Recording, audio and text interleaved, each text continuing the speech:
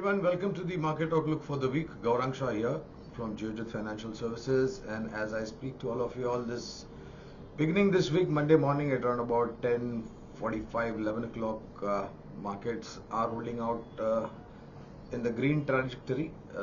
Before I go further, let me just give you certain levels on the market. Sensex is up 45 points, 72,140. Nifty is up about 40 odd points, 21,895. Nifty Bank or Bank Nifty is having a red color, down about 195 points, and the level is 45,775. On the rupee dollar equation, a marginal weakness in the rupee against the dollar of 0.02 paise. Expect levels of sub 83 in the strength in the rupee and 83.10, 83.15 when it comes to the weakness against the rupee dollar equation, and that's going to be the broad trajectory. On the crude oil front, there has been a downtick, marginally up of course this Monday morning, but overall sub $80 is the level on Brent and NYMEX. Brent is trading at about $77.67 to a barrel, and NYMEX is trading at about $72.53 to a barrel. More or less, I think towards 75 and 70 levels could be seen both on Brent as well as NYMEX. So expect a little bit of downtick. Of course, a lot depends upon what the situation is in the Red Sea and how the markets react to those kind of news flows. So overall, our sense is that rupee could be in the range of sub 83 and 83.15. 83.20, that's the broad range on the rupee. And on the crude oil front, expect $75 or thereabouts on Brent, that is a lower level, and coming close to about $70 on the NYMEX. Coming to the market, friends, I think after seeing last week's all over the place movement on the markets, we are holding out on the positive side and expect this kind of positivity to continue. But since we are very close to the all-time highs, I think there will be a little bit top-heavy feeling closer to, beyond 22,000 on the Nifty, closer to 22,100 and the all-time high. Don't expect any kind of huge negativity or the sell side pressure in the markets given the current backdrop of events that we have lined up. Reaction to the US Fed comments will also be something that we'll have to watch out for. Our own credit policy is, I think, the focus going to be in the near future. And in terms of third quarter earnings, there is going to be an action-packed week this week. Almost close to about 100 plus companies will be announcing their quarterly numbers across the category: large cap, mid cap, mid to large cap, small cap, micro cap. In terms of expectation, I think one could expect the remaining companies to deliver in line or a little bit better, but no huge negativity or no dark spots is something that we expect the earnings to deliver. And summarizing the third quarter earnings as and when we see a curtain down, I think upgrades will start following. Already some upgrades have started to follow after the third quarter earnings. So this momentum is likely to continue.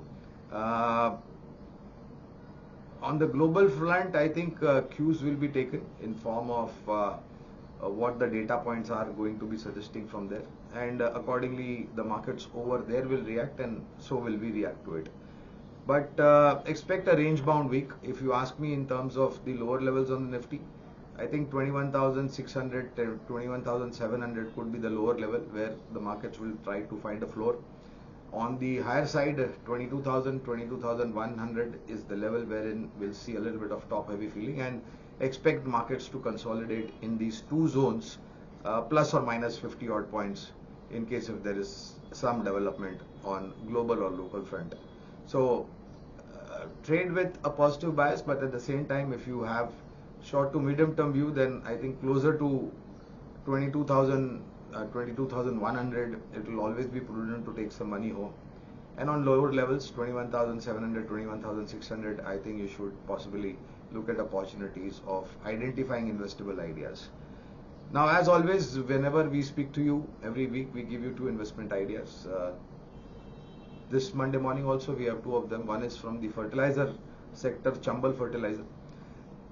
Depending upon the policy changes that have been happening in the agriculture sector, fertilizer sector, and in terms of opportunity of better numbers, expect fertilizer sector to do well, and in that we believe Chambal Fertilizer is something that you will look at from a long-term point of view.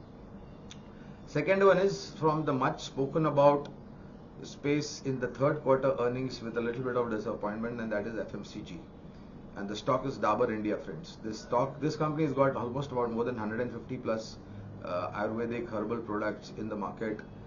Process is on to launch many more products from this particular category and have a larger market share. Monsoon was erratic last year, 2023, and because of that, a little bit of subdued demand was there from the semi-urban rural India, which translated into a little bit of lower than expected top line numbers, profitability, etc. for the entire FMCG pack. But that's just one of it. I think it's a huge opportunity. And as always, we have maintained that India was, is, and will always remain a consumption-driven story. So opportunities are there in the FMCG universe, and we believe with the kind of business focus that Dabur India has, this could turn out to be a very decent investment for a longer period of time. Needless to say, friends, these two investment ideas, that is from the fertilizer pack, Chambal Fertilizer, and from the FMCG pack, Dabur India, these are fundamental long-term recommendations.